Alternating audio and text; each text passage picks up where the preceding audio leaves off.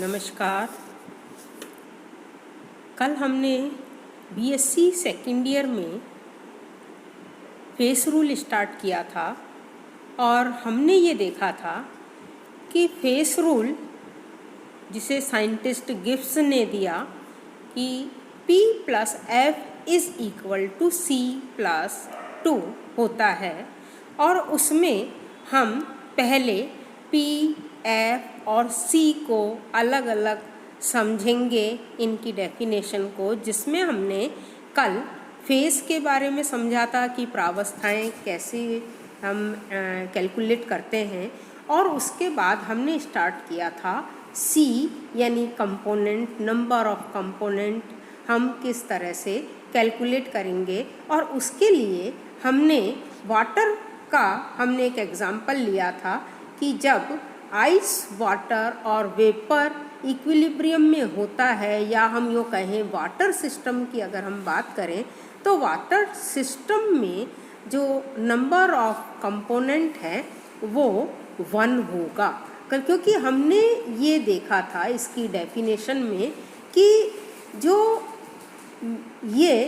Face number of component है ये minimum number of molecular species है ना, जिससे हम किसी फेस के हम कंपोजिशन को एक्सप्लेन कर सकते हैं। तो यहाँ हम आइस, वाटर और वेपर तीनों को ही हम जो है H2O के द्वारा हम एक्सप्रेस कर सकते हैं। इसलिए ये जो वाटर सिस्टम है ये 1 कंपोनेंट सिस्टम है। उसके बाद हमने स्टार्ट किया था दूसरा example decomposition of calcium carbonate, और उसमें हमने देखा था कि ये कैल्शियम कार्बोनेट डिकम्पोज होकर CaO + CO2 बनाता है। और ये दिखने में हमें ये लगता है कि ये 3 कंपोनेंट सिस्टम होना चाहिए, क्योंकि यहाँ पर 3 फेसेस है, CaCO3 solid, CaO solid and CO2 gas.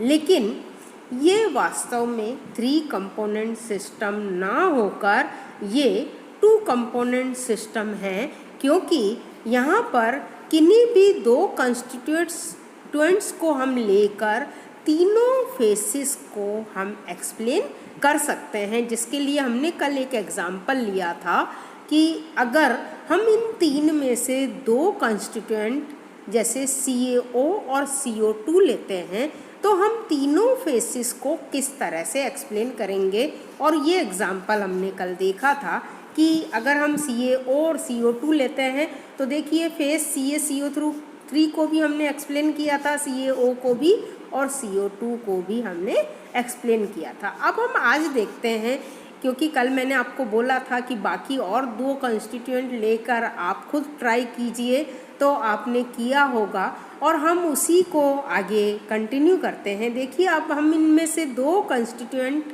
CaCO3 और CO2 लेते हैं और उससे हम तीनों फेसेस को किस तरह से एक्सप्लेन करते हैं। देखिए फेस CaCO3 को एक्सप्लेन करने के लिए which is equal to CaCO3 + 0 CO2।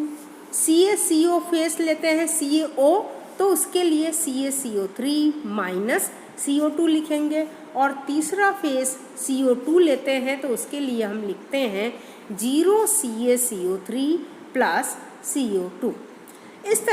इसी तरह से आप 2 जो कंपोनेंट यहाँ पर हमने, और तीसरी जो पॉसिबिलिटी है वो है कि हम CaCO3 और CaO लें और फिर उससे तीनों फेस को हम एक्सप्लेन करें। इसे आप खुद करके देखिए और आप उसको बुक से टैली कर लीजिए तो आपको और अच्छे से समझ में आएगा।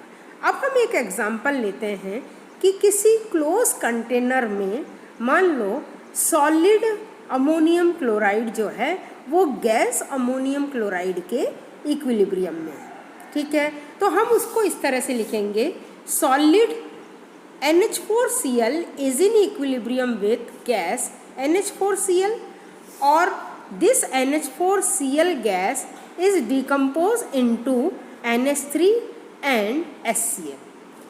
अगर हमने x mole of NH4Cl gas के लिए तो ये x मोल ऑफ NH3 और x मोल ऑफ HCl बनाता है। यहाँ हमें ये ध्यान में रखना है, ये जो है ये वन कंपोनेंट सिस्टम है, क्योंकि चाहे हम सॉलिड अमोनियम क्लोराइड लें चाहे हम गैस अमोनियम क्लोराइड लें, दोनों को हम NH4Cl से एक्सप्रेस कर सकते हैं, इसलिए ये वन कंपोनेंट सिस्टम है।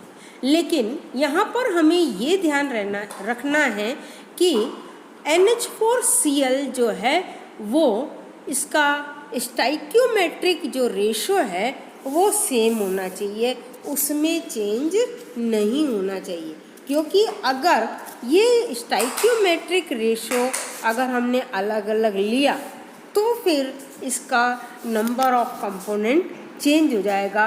यानी अगर हम इस क्लोज कंटेनर में एक्स्ट्रा अमोनिया या एक्स्ट्रा HCl ऐड कर देते हैं तो इस इक्वेशन में जो हमने ऊपर लिखी है उसमें ये NH4Cl is equal to solid gas is equal to ये हो जाएगा NH3 gas plus HCl gas.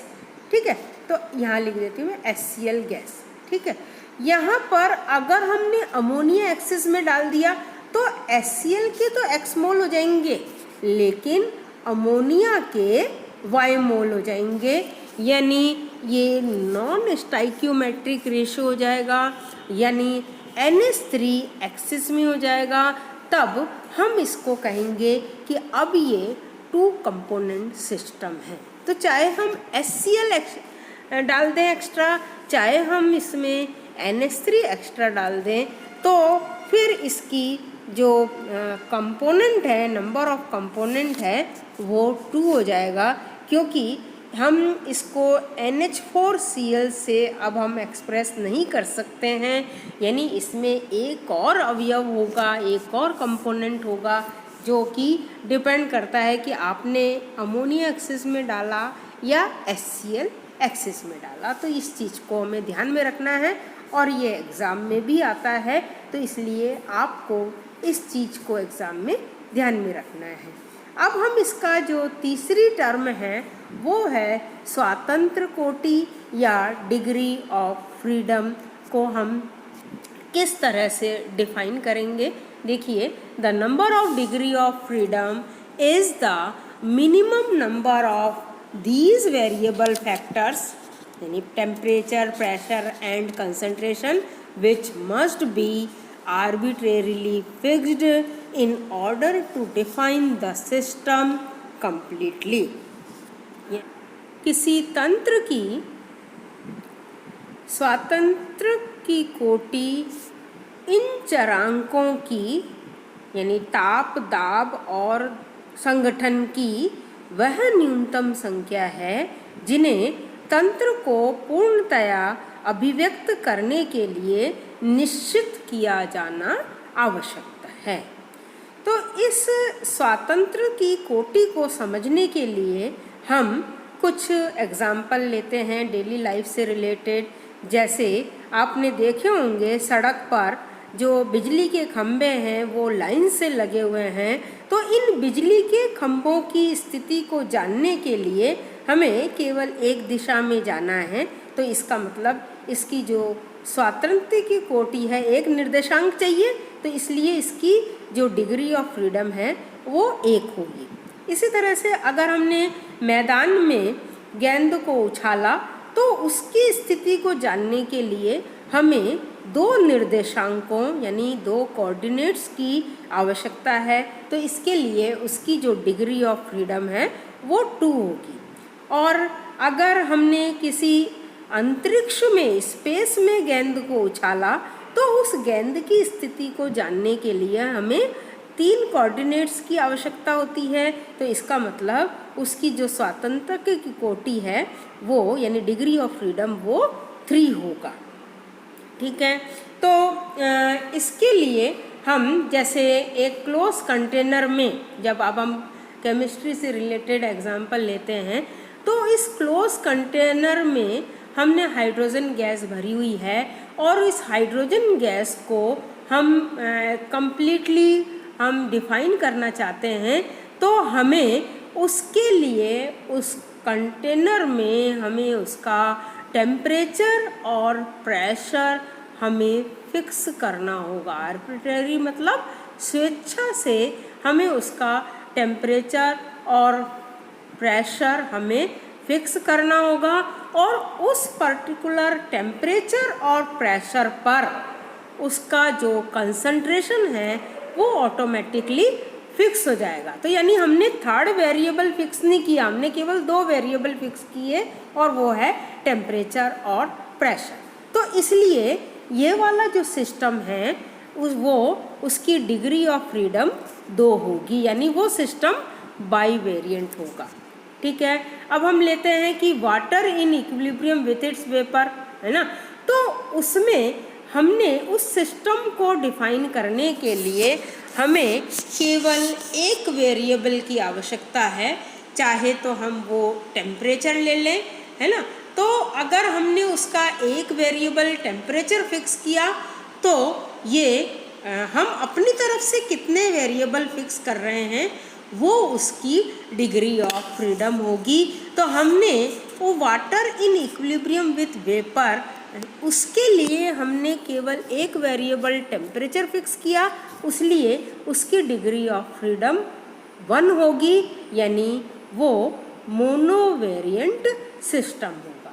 इसी तरह से किसी क्लोज कंटेनर में जब आइस, वाटर और वेपर एक दूसरे से इक्विलिब्रियम में है तो उसके लिए ये फिक्स है कि इस पर्टिकुलर टेम्परेचर और इस पर्टिकुलर प्रेशर पर ये तीनों एक दूसरे के इक्विलिब्रियम में होंगे। तो इसके लिए आइस, वाटर, वेपर के लिए ये फिक्स है कि 4.58 mm प्रेशर और 0.0098 डिग्री सेंटीग्रेड टेम्परेचर पर ये तीनों एक दूसरे से इक्विलिब्रियम में होंगे।